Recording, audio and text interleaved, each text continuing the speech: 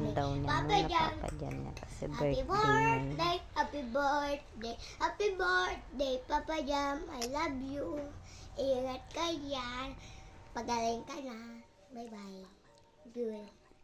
Ayan, at umpisa na nga siyang mag-aaral mga ka-friendship. Ang dami-dami niyang dapat masulatin kasi wala silang pasok. Naguhugas ng kamay.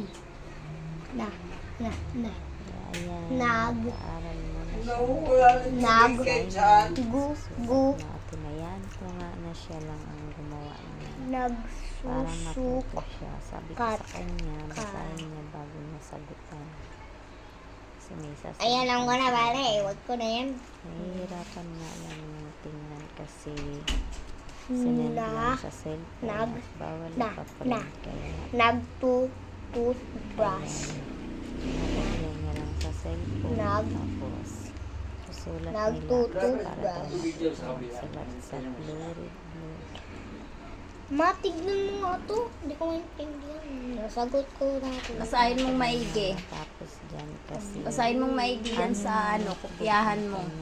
Hindi pwedeng ako gagawa ng ano mo. Minsan nga Naguhugas. Naguhugas. Ito, hugas. kasi nga ang tagal niya natapos. Medyo naiinis na siya at nagkakabisaduhin pa nga siya. Pero okay naman, masaya naman ang mama niyo kasi sumusunod naman siya at nagsusulat naman ng maayos. Habang ako busy, nagsasampay kasi naglaba ako.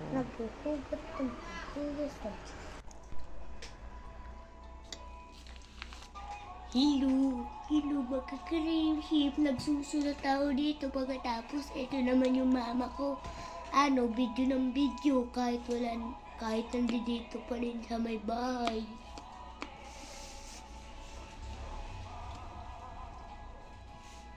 Nangyay.